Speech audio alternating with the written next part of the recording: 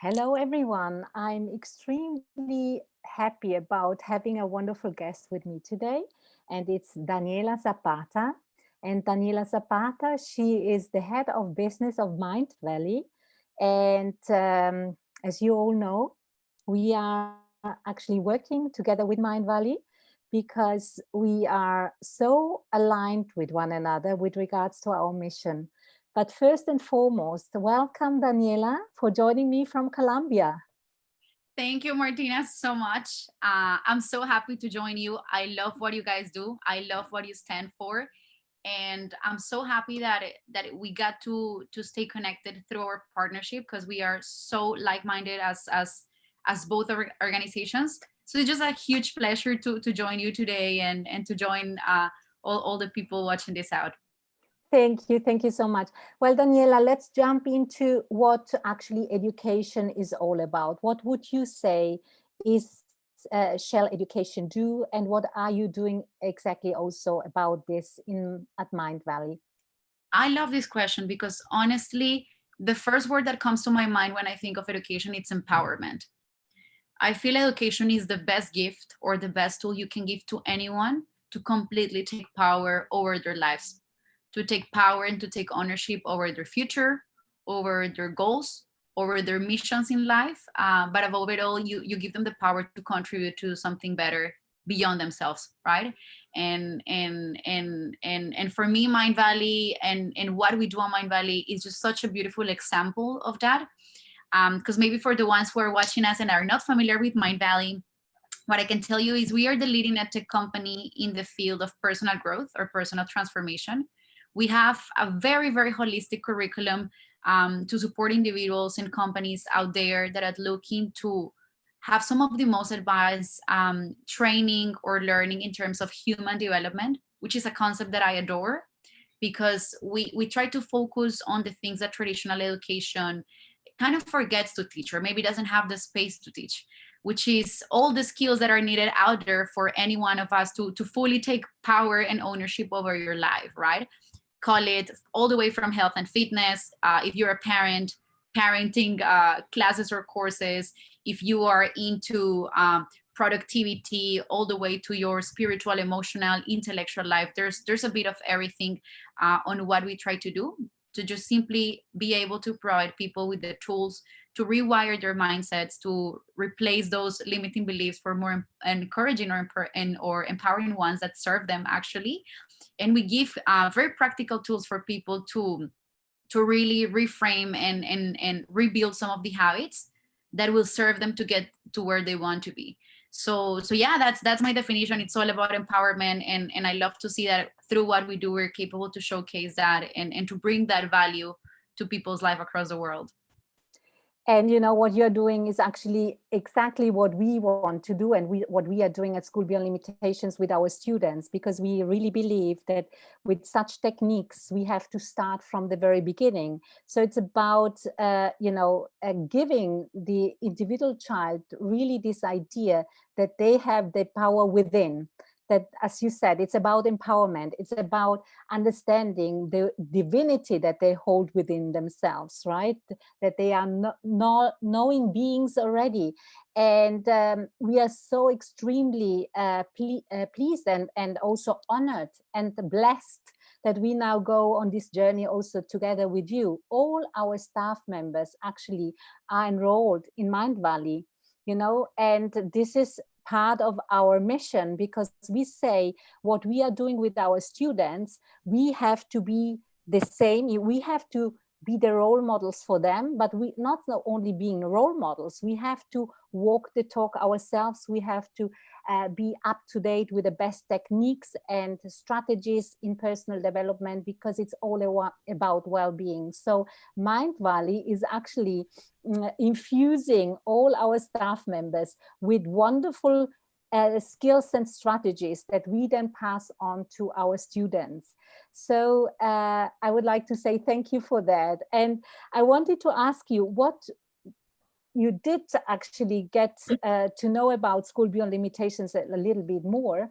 So what do you find fascinating about School Beyond Limitations, Daniela?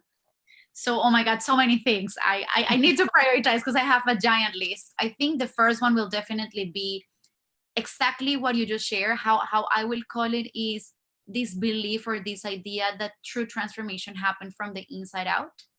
I think the traditional education that we are exposed to tends to focus on the opposite approach, right? It's like you get some skills, you get some outer skills, some outer techniques, frameworks, a lot of knowledge. You end up with like massive, books of like models and principles you write. But the applicability or the chance of this to stick over time, it's quite low. Like if you honestly ask me, what did I learn in my second year, maybe in university or in school, like I wouldn't even remember. Probably I was just simply taking notes. But what you guys do is beautiful, because you start a process of transformation from the inside out, which is proven to definitely drive lifelong transformation. Because the moment people start working on changing themselves, upgrading themselves, especially kids, right, or children, from the inside out, you get to see them first of all becoming aware of what's happening here, and later on going and taking those outer skills in a way that is going to be more efficient. I think that's the first thing that I see very very interesting of your model and of your approach. That's the main one that I would like to highlight. But as well, I know that you get your children to be fast forward into some more concepts like leadership, like entrepreneurship, like you put them out there and you drive them. I wish back at my school I was taught that concepts. I think I had the luck to be deeply coached by my mother, who happens to be like a leader without a title. I think she never considered herself a leader or in some sort of a way, but she will embed these practices and these concepts into my life of self-awareness, of leadership, of entrepreneurial mindset. I only get to speak about these things once I graduated and I was in university, and then you get more exposed to that. But the sooner you start with these ideas, the faster you can get to understand what that means, embed it as part of your identity, and just go out there and do amazing things in the world. So I love how you bridge that gap into what you do. These are, I will say, some of my two favorite things that I've spotted about you guys, and I found it fascinating, honestly. Well, thank you so much. And you know what, Daniela, it's fascinating to see what actually the students come up with, and when they realize that they can actually put any idea into practice and that there are no limits out there, then they just start to flourish. Yesterday, I had an conversation with one of our students, and he's only 13, right? And then I asked him, and he's been with us for a while now, 1.5 years. And I asked him, what have you learned? What is the main learning at School Beyond Limitations up to now? And he said, I learned to be a human being. And when I heard that, I got goosebumps, because he said, in my previous school, I was just terrified. I was terrified. And now I reconnected with myself, and I learned for life. And I know that anything is possible. So I felt so pleased to hear that. But not only pleased, I thought more students should be in the position of experiencing something like that. So Daniela, what would you say uh, is actually missing in the traditional system, and what should actually education and schools do in order to really give our students all the possibilities in their hands, that they can not survive in our world, but that they can embrace the life, and their lives, and bring, their contribution into this wonderful reality? What would you say? Well, I mean, what you just shared is a perfect example of what I wish every educational organization was capable to create, right? Sometimes we measure so much the success of how we have this graduate who learned about this curriculum and went through this sort of process, but we stay so much on the hard skill. I cannot generalize. Of course, I know that there are many organizations out there do striving to to embed some different components. But my idea is that we have been neglecting one side of the brain, right? Like we're treating our students, we are treating our children, and we're treating young adults as if they were only half of the we're getting them to operate at half of the capacity of their brain, which means we're focusing more still up to date in most educational organizations only in the side of the brain that it's more logical, that it's about the hard skills, that it's about, you know, the rational components. And one training that has deeply transformed my life is the Silva system training. I don't know if you have heard of the Silva method by Jose Silva. It's transformational because what they do is that they awaken in you this consciousness that the only moment that you can live to your full potential is when you unleash the two sides and the two power of your brain. Equally your rational side, as equally as important your creative side, your intuition, your capacity to connect with your emotions, your capacity to be deeply in sync with yourself, and tapping into that higher intelligence and potential that we all have. And what I love about what you share is that clearly you guys have been focusing on probably the hardest thing to do, but the right one, which is getting a kid, I would say a kid of 13 years old to feel at a level where he feels confident to be in the world. And once you feel confident, throw at me whatever challenge or whatever subject, because now I have the certainty that I can speak up for myself. And that level, for example, of confidence that you mentioned, it can translate on a children communicating better, being able to take proactive action, to go out there and seek for problems and don't get scared and see them as opportunities for growth, right? It's like opening that layer of growth mindset instead of having people shrink back or being afraid of sharing or being afraid to be judged, being afraid to fail.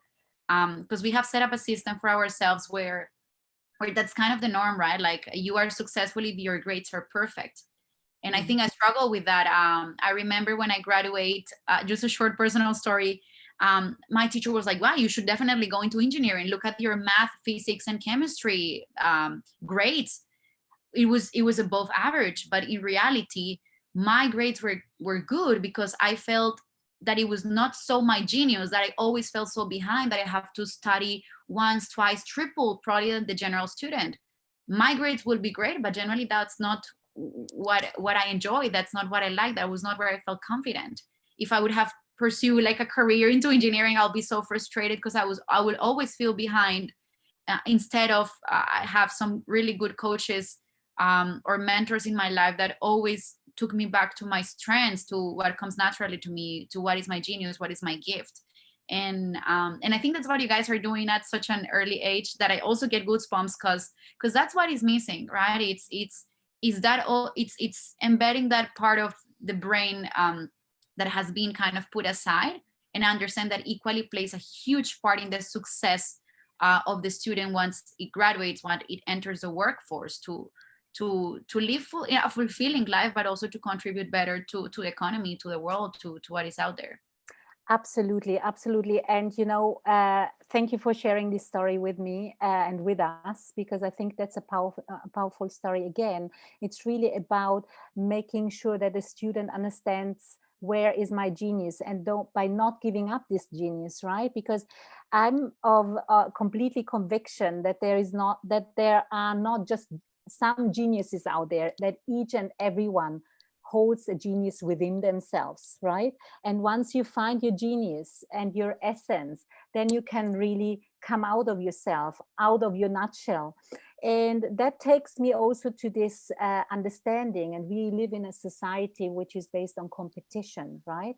So it's based on grading. And we do not grade at School Beyond Limitations, because we say you do not need grades in order to define who you are, because we are in a reality, a space where we do not judge one another. We actually encourage, we coach, we mentor, we guide, so that the student really understands, okay, what else is possible, and goes into the question, what else can I do? What else can I research? What did I find out? And how do you view competition? And where does competition take us, and what alternative would you see instead, if you are seeing that in a critical way, what alternative would be there in a school environment, so that people do not, and students do not, compete against one another, but just appreciate, the abundance of whatever lies in front of them and within them. That's an amazing question. And honestly, one of our top authors, Reverend Michael Beckwith, he's an author at Mindvalley, and he really kind of like opened up so much my brain and my mind with some of the wisdom he shared. He says one of the best ways to beat ego, and ego comes a lot from a place of scarcity, of needing to prove yourself, of competition, of not feeling enough. So you kind of need to step up, and constantly you're like in this kind of like mentality and approach, is to focus on your uniqueness. So he says, you want to beat your ego, focus on what makes you unique. Ego comes when you're comparing yourself to others. And I think we live in a society where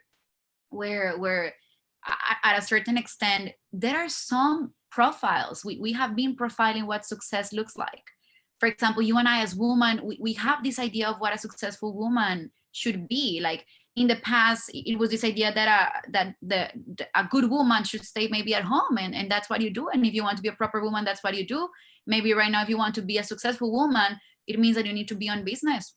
Perhaps if you go into an alternative path, maybe that's not it. So that's just a little example to exemplify that we do have so many profiles that we have created of what success is like, or what is right and what is wrong, that also has reinforced the idea that we need to fit into that stereotype. And the moment we feel we're not fitting into those stereotypes, we start operating from ego, which means we compare ourselves to the rest, when in reality, each one of us is unique, right? Each one of us has beautiful and powerful gifts, as you said, that makes all of us geniuses.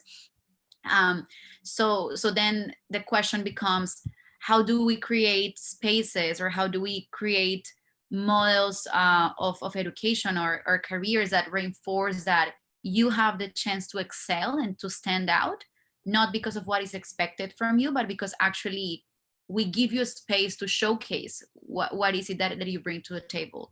And you understand that it's equally valuable than the person that is good at sales. It's equally valuable the person that has great ideas and it's a great creative, than the person that is on a computer programming. Like that all serves the equation that all moves the needle for any company, for any team. So I think it's more reframing that competition to making sure everybody understand that there's a space to create and give. And perhaps in traditional education, that's a bit hard, because it's like everybody has to study the same subjects. Doesn't matter. You kind of get to experience that first specialization once you step into university. You kind of like walk into a certain path. But still, the idea of focusing on collaboration and understanding great organizations, especially nowadays, even if we're talking about big organizations like Amazon, big organizations like Netflix, Facebook, Google, any company that you want to put out there, is just comprised by epic teams. Mm-hmm. So when you replace that idea that it's just an individual that you need to stand out for your survival, versus it's putting an epic team together to work, everybody collaborating with their greatest strengths, it's something that great companies have been able to do. So what about we replicate that model from the educational part, right? Because at the end, that's the real world. Kids will get exposed once they graduate, ideally. So that's a bit of what's on my mind on that end. Yeah. Very interesting, and that takes me to the next question, because I remember I heard Vishen talk a number of times about what are the qualities of a employee, so to say. We are not looking anymore into their university degree. We are looking into something completely different. So I'm aware of your time, so we will actually, this will be my last question, if I may, Daniela. What are you looking for when you are hiring a new person? What are the skills? What is the academic background? Is there still the need of an academic background, or are you looking at completely different kind of, let's call them 21st century skills or soft skills, or entrepreneurial skills or whatsoever. Can you elaborate on that a little bit, please? Absolutely. And right now I'm in Colombia because I'm visiting my family, but I'm originally based in Malaysia, where is the Mindvalley headquarters. And it's really interesting because the few times that I've been here, I'm just comparing, right? Like a traditional Latin American company would still hire for a degree, which I find quite impressive because I've been kind of like outside of this reality for a while. And just to answer your question, in a company like Mindvalley, we don't even look at all the degrees anymore, which I find fascinating, in the sense that it's like if I were to look for a gender, you know, are you a woman or a boy, is like that better for a job? I feel that at the level where we are at, of course, education has contributed to set you up with an amount of skills and knowledge. But I love something that Vision states, and is we hire for mindset and we train for skills. Mhm. I think that especially after the pandemic, and I would love to hear what's your perspective as well. Um, there's a massive trend out there in the world, which is reskilling, right? Mhm. Like, I have a bunch of my own teammates inside the company, coworkers, that, for example, they develop deep expertise on events. You know, events was one of our lines of as a business, right? In Mindvalley, we run these amazing festivals and events, and we had a massive events team putting together those physical experiences. But with this new state of the world, a bunch of our team, for example, in the events part, had to be reskilled into other areas, right? So we wanted to keep them safe, we wanted to keep their jobs, we wanted to, you know, fulfill our promise as a company to have the employees back. So reskilling has become a real thing, and nobody has time right now to go and learn like a full degree, right? Like nobody can go and do an MBA to reskill that. I mean, the time is short, we're like in a some sort of worldwide crisis in so many things going on, so people have to learn and iterate faster. So more than ever, I think the importance, and I agree so much with Vision on this, is like we hire for the right mindset, which means someone that is flexible, someone that is looking, or willing to spot the white spaces and go for it. We do operate with a very strong entrepreneurial mindset, in the sense of like, you're not going to be hired to do this job and stay there. I think that's very old, like, uh, probably in the 70s, like you will get hired and just do something kind of like factory job that you just focus on this line and get it done. Right now we're looking at, what the world demands is a lot of wearing different hats at different moments. So people that are willing to, you know, go out there, look for the white spots, bring ideas, focus on solving this, it's quite important. So at the end of the day, it doesn't matter what you study, what was your expertise, if you're capable to see a situation come to you and pivot, that's crucial. And then the company or on your own, you can focus on some training in order to upskill, those gaps that might happen in the transition period. But definitely mindset first, and then train for skills. Daniela, thank you so much for this insight, because this is something that we preach as well. You know, we say first it's mindset and values, you know, and then it's all about training and being flexible and go into the world to contribute to the world. And I would like to say, I'm very pleased that you have joined us for this interview. We are in contact. We are in a partnership now, so we'll continue this partnership. And thank you for joining us today, and have a wonderful time in Colombia, and we will talk to one another soon. I'm sure about that. Absolutely, Martina. It has been a tremendous pleasure to share a bit of our common view of education, of the state of the world, and what is relevant to keep education, at the edge of what the world demands. And it's so beautiful. Once again, congratulations for the job you do. Uh, I wish I would love to have kids right now to go and make them test your model, because I think it's so fascinating. And I'm so glad to be able to witness this type of initiatives, globally. I think that long ago I remember thinking, oh my God, like we really need to shift education, and seeing the type of things that you guys are doing is exactly what I feel the world needs. So congrats on that, and looking forward to keep supporting you in the best way that we can do, for you guys to keep, delivering and achieving your mission. Thank you so much, Daniela. And soon we will open also a branch in the Americas. And now we are still operating in Europe and Africa, and 7 hours ahead of us. So many different countries can join us. And we are also always looking for wonderful teaching staff, right? Who bring the right mindset, the right values, and who see education the way that you just described it to be. And then they are right also at School Beyond Limitations. So always feel free to apply for a position at School Beyond Limitations if you have all those prerequisites. Thank you, Daniela, and talk to you soon. And goodbye for now. Thank you Thank so you. much. Thank you.